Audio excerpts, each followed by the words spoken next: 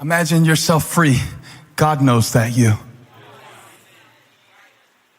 Imagine yourself whole. God knows that you.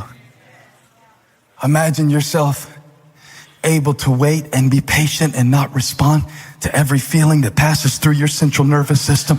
God knows that you.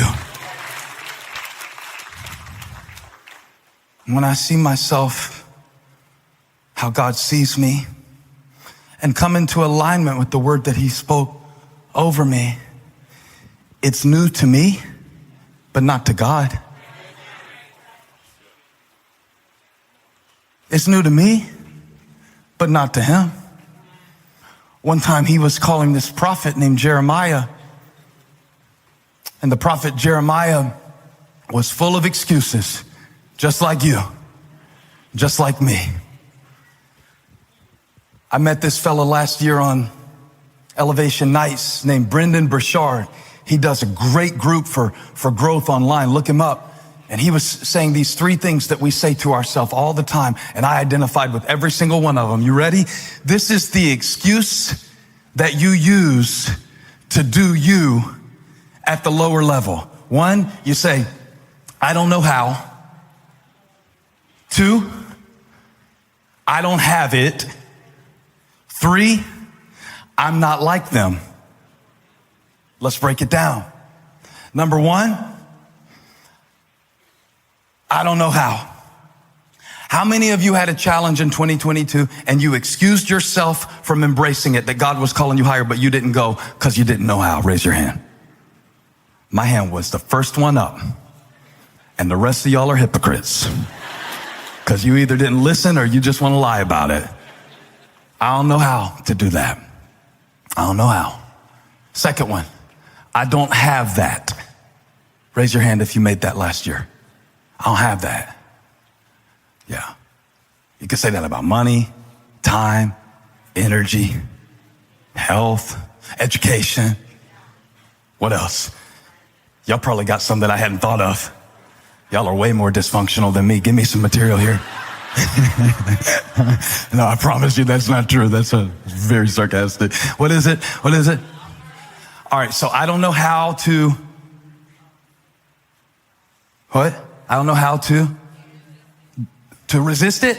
Oh, be consistent. I like to resist it better. Because that's what I think, right? Like, greater is he that is in you than he that is in the world. I don't know how to fight this. When you've been given into something, and you can just nod like you don't know what I'm talking about. When you've been given into something since you were 10, it's really hard for you to really believe that you can overcome that.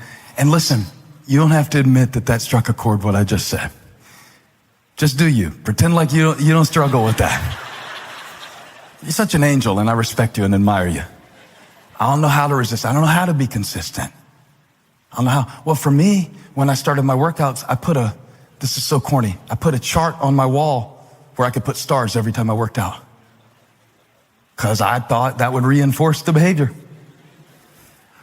I looked like I was 7 years old down there. I'm a grown man with a beard putting stars on a chart, and I still do it. And I filled that sucker up this year. I ran out of blue stars and had to start using the gold ones this year. That's how good I did it, because I'm changing. Oh, I'm not one of these workout people. Well, maybe I am. Maybe I can be one. Maybe I can get a chart. Maybe I am consistent. I'm consistent in this area. Why can't I be consistent in that area? I'm growing up in every respect. I control my tongue in this situation. Why can't I control it in that situation? I made a good decision Monday. Why can't I do it again Tuesday? Why can't I do it again Wednesday? Looks like you know how to be consistent. You're here at church on the first Sunday of the year. That's how you do it. Now do it again, and do it again, and do it. I just taught you a whole seminar on consistency.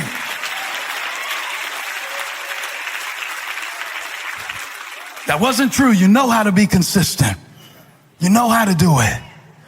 It is not knowing what to do. It is doing what you knew that you didn't do last time. Not fussing at you. I'm just saying, I don't know how to be consistent in some areas of my life either. I struggle with it. But by showing up. God's strength is released. I don't know how.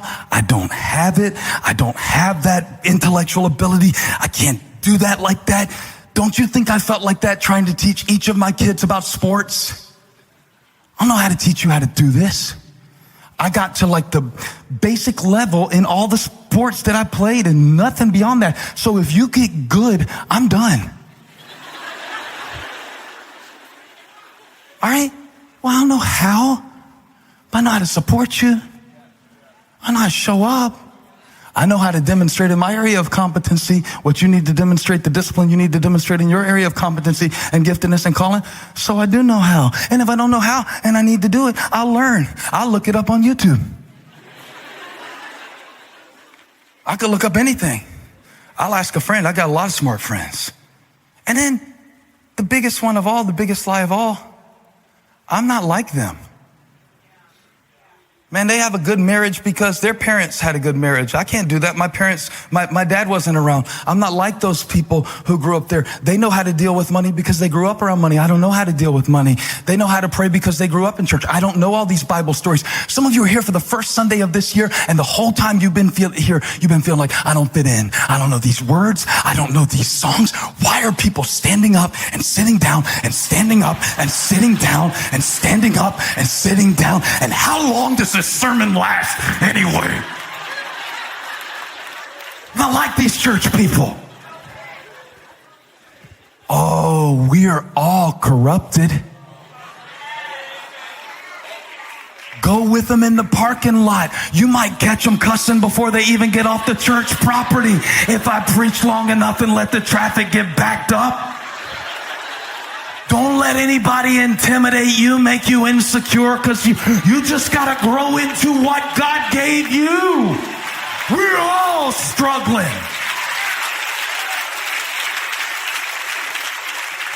We'll talk about it sometime. One time I'll tell you all my stuff and you can tell me all yours.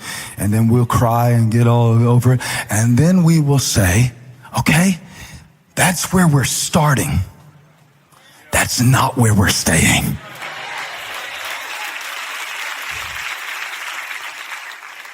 So God wanted Jeremiah to go preach. And the Bible says in Jeremiah chapter 1 verse 4 that the word of the Lord came to me. The word of the Lord existed before the world existed. In the beginning,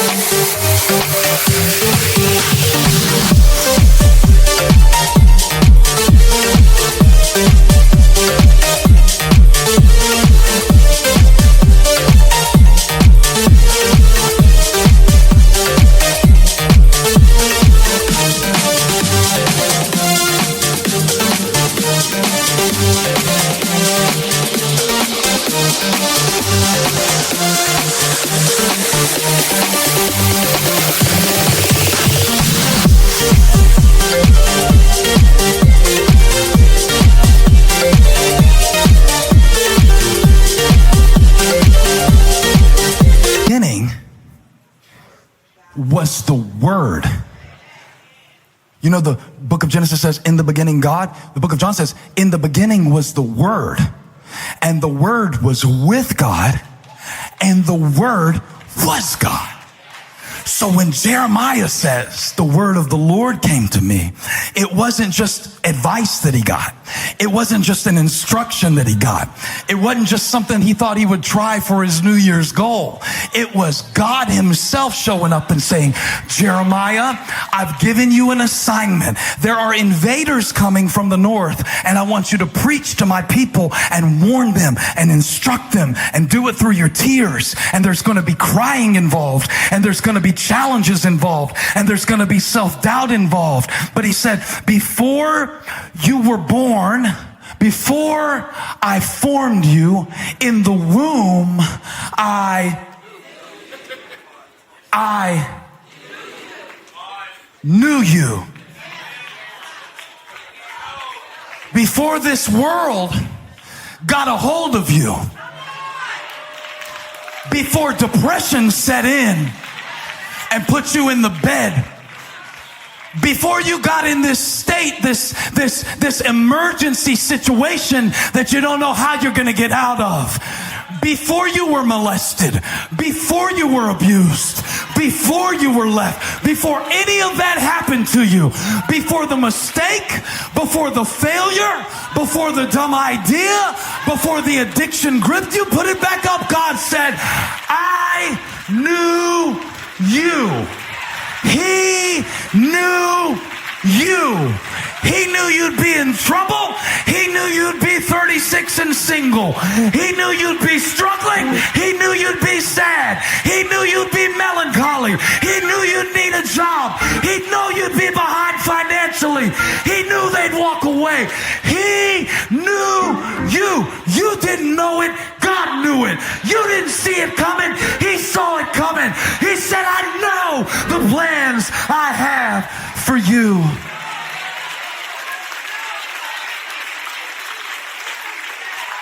Before any of the crap happened, God said, I had intimate knowledge of your intellect. I see your integrity even when it falters. I see the man you're gonna be.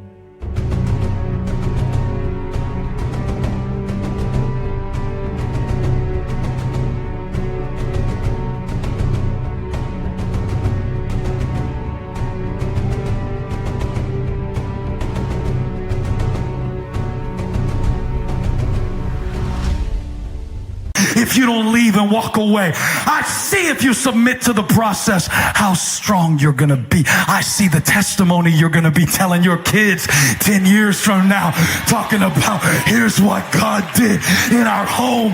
Here's what I almost did, but God brought me back in 2023 and he brought me to church to tell me, do it, the new you.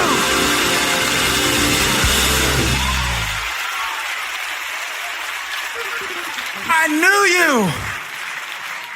I created you before you were corrupted. So I want you to take off what happened to you. Take off the way you've been thinking about it. Take off the story you've been telling yourself. Take off that guilt. Take off that shame. Put it all at the foot of the cross and cast it all on the back of the Christ who paid the price for your sins to be forgiven. It's under the blood now. We're going forward now. We're not talking about that for the rest of your life. We're turning it into something miraculous. It's time to bring it out the oven, baby. It's ready to rise. That's why I brought you to elevate. I'm bringing you up. Come up. Come up. Come up. Come up. Come up and build it.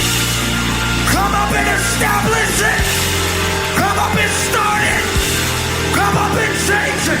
Come up and break it. Come up.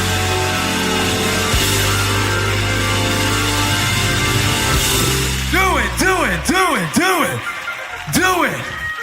Do it till it's second nature. Do it till it's how you think. Do it till it naturally comes out of your mouth. Do it till it's not so hard anymore. Do it awkward, do it clumsy.